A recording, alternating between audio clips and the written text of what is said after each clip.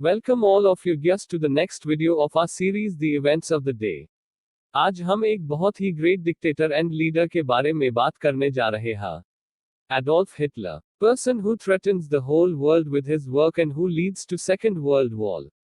Adolf Hitler का जन्म 20 अप्रैल 1889 को ऑस्ट्रियाई शहर ब्रोनो अम में हुआ था। यह शहर ऑस्ट्रो जर्मन सीमा के करीब था और उनके पिता एलोइस ने बॉर्डर कंट्रोल क्लर्क के रूप में काम किया था। उनकी मां क्लारा एक हाउसवाइफ थी। एक बच्चे के रूप में वह अपनी मां के साथ बहुत अच्छी तरह से मिला, लेकिन वह अपने पिता एक सख्त ऑथोरिटेटिव डिसिप्लिन्ड व्यक्ति के साथ अच्छी तरह से नहीं ढल पाया। उन्होंने 6 साल की उम्र से स्कूल में पढ़ाई की लेकिन एकेडमिक विषयों में अच्छा परफॉर्म नहीं किया। एडोल्फ हिटलर ने 16 वर्ष की आयु में स्कूल छोड़ दिया और वियना चले गए, जहां उन्होंने एकेडमी में प्रवेश करने और एक चित्रकार बनने की आशा की। एकेडमी में प्रवेश के लिए उनके आवेदन को रिजेक्ट कर दिया गया था। उनके पिता की 4 साल पहले मृत्यु हो गई थी और कोई भी रिश्तेदार उनका सपोर्ट करने के लिए तैयार नहीं था। एडोल्फ हिटलर ने खुद को वियना की सड़कों पर रहने वाले पाया। वह राजनीति में इंटरेस्ट रखते थे और यहूदी विरोधी की नेवी एंड एयरफोर्स से बहुत प्रभावित थे।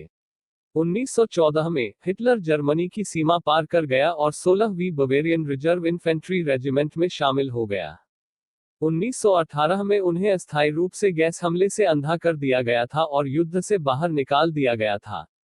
जर्मनी के युद्ध हारने और म्यूचुअल ट्रीटी और लॉस गवर्नमेंट की ट्रीटी पर हस्ताक्षर करने पर हिटलर का रिस्ट्रिक्शन हो गया था। युद्ध के बाद वह सेना में रहे, लेकिन इंटेलिजेंस यूनिट में। ड्रेक्सलर ने महसूस किया कि एडोल्फ हिटलर कुछ विशेष था और उसे राजनीतिक विचारों और पार्टी के प्रमोशन के लीडर के रूप में रखा। 1920 में पार्टी ने अपने 25 पॉइंट प्रोग्राम्स की घोषणा की और उसका नाम बदलकर National Socialist German Workers Party Nazis कर दिया गया। 1921 में हिटलर पार्टी का नेता बन गया और जल्द ही क्राउड अट्रैक्ट करना शुरू कर दिया, खासकर अपने शक्तिशाली भाषणों के लिए। हालांकि इस अवधि में नाजी पार्टी की एक्चुअल मेंबरशिप काफी कम रही, लेकिन हिटलर ने अपनी बैठकों और भाषणों के माध्यम से उन्हें बहुत हाई प्रोफाइल दिया था।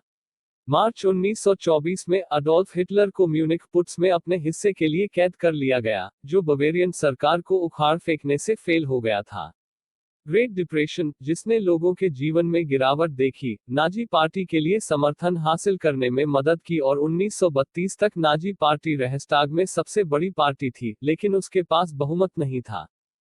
30 जनवरी 1933 को एडोल्फ हिटलर को जर्मनी का चांसलर बना दिया गया। 23 मार्च 1933 को एनबिलिंग एक्ट ने कानून बनाने के लिए एडोल्फ हिटलर को पावर्स प्रोवाइड की। अगले 4 महीनों में हिटलर ने डिक्टेटरशिप, ट्रेड यूनियनों और अन्य सभी पॉलिटिकल पार्टीज पर बैन लगाने की दिशा में कदम उठाए। अगस्त 1934 में जब राष्ट्रपति हिंडनबर्ग की डेथ हुई तो हिटलर ने चांसलर और प्रेसिडेंट के पद को मिला दिया और खुद को जर्मनी का फ्यूहरर बना लिया। ट्रीटी ऑफ वर्साइल्स की शर्तों को अनदेखा करते हुए उन्होंने सेना और हथियारों का निर्माण शुरू किया। मार्च 1936 में हिटलर ने राइनलैंड पर फिर से कब्जा करके ट्रीटी ऑफ वर्साइल्स द्वारा जर्मनी से ली गई भूमि को पुनः प्राप्त करना शुरू किया। 1 सितंबर 1939 को पोलैंड पर उसके बाद के अटैक और कब्जे के कारण वर्ल्ड वॉर 2 का प्रकोप हुआ। नवंबर में एल एलमीन की दूसरी लड़ाई में हार हुई। एडोल्फ हिटलर के सैनिकों को पीछे हटने की अनुमति देने से इनकार करने और अपने लक्ष्यों के प्रति अंधा विरोध करने के कारण कुछ नाजी सदस्यों ने उनके लीडरशिप पर सवाल उठाया। जुलाई 1944 में हिटलर की हत्या का प्रयास किया गया था। 1944 के अंत में और 1945 की शुरुआत में जर्मन पश्चिम में मित्र राष्ट्रों और पूर्व में रूसियों द्वारा बर्लिन की ओर वापस धकेल दिए गए थे। वर्ल्ड वॉर 2 का सिर्फ यूरोप में ही नहीं बल्कि पूरे वर्ल्ड में बहुत बुरा प्रभाव पड़ा। This is all about Adolf Hitler, a great leader but a dictator. For more videos like this stay tuned with us and do subscribe our channel. Thank you, good bye.